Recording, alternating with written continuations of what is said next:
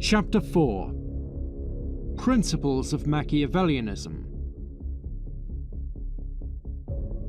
Historically, Machiavellianism has been an art, studied and practiced only by elites as a means of maintaining their positions of power.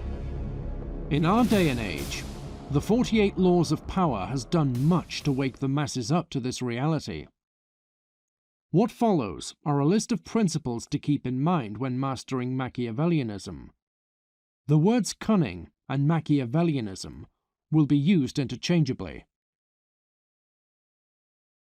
Cunning is morally neutral. Many conflate cunning with evil, but this is foolish.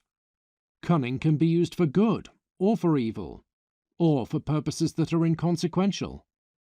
A psychiatrist who persuades a suicidal patient to step down from the ledge is using cunning for good. A con man who persuades poor people to hand him their life savings is using cunning for evil. Being unskilled with Machiavellianism doesn't make you good, it just makes you incompetent. Conceal your cunning. People foolishly conflating cunning with evil has some practical consequences. If people perceive that you are cunning, that you read body language, vocal tonality, and personalities accurately, and put conscious effort into charming people, they will view you as evil. At best, they will distrust you. At worst, they will both dislike and distrust you. As such, you must be cunning, while at the same time appear to be just as naive as the average person. Never out loud give an in-depth analysis of a social situation or someone's personality. It causes people to perceive that you are cunning and evil, rather than impressive. This may sound obvious, yet many otherwise intelligent men shoot themselves in the foot by doing this, thinking it will cause people to view them as competent. The game is to be sold, not to be told. If you practice cunning, you will succeed. If you talk about cunning, you will fail. Use manipulative tactics to charm and persuade people, but never talk about the tactics you use. Doing so causes people to view you as a monster. Use manipulative tactics to seduce women, but never talk about the psychology surrounding seduction with women. Doing so causes the women too dumb to understand what you're saying to think you are weird, while the minority of women who are smart enough to understand what you're saying view you as evil. Variance of Skill. Cunning exists on a spectrum. Every human being on the planet is cunning to some degree, in the sense that every person can read body language, vocal tonality, charm, persuade, and use manipulative tactics to some degree. This does not qualify everyone for the title of Machiavellian, in the same way that everyone being able to run from one side of a field to the other does not make everyone an elite sprinter.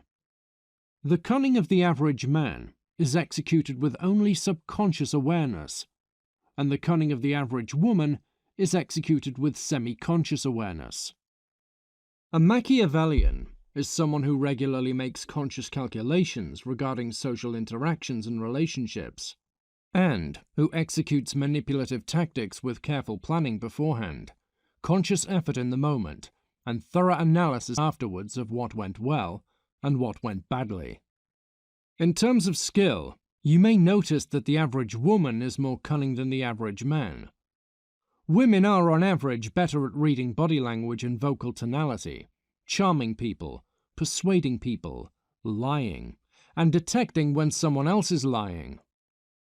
The reason women evolved to have greater cunning than men, on average, is rather straightforward. In our hunter-gatherer tribe past, men could acquire and maintain power through sheer brute force. Women did not have this option, since most women were hopelessly outmatched against most men in terms of the ability to win a fisting fight. As such, women had to develop an alternative way of acquiring and maintaining power. Cunning provided this.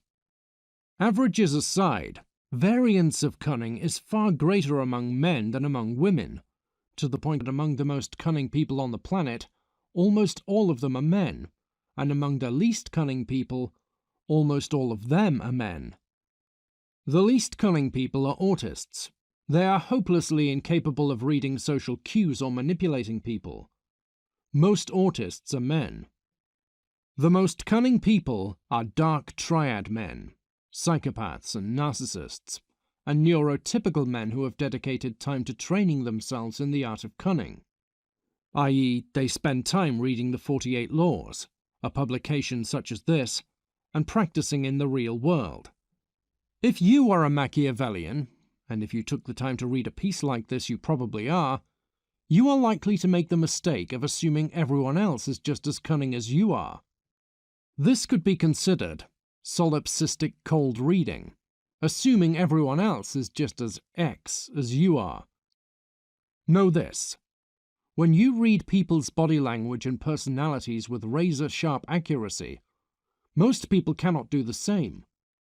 If you encounter someone who can do the same, they are an outlier. Levels of difficulty.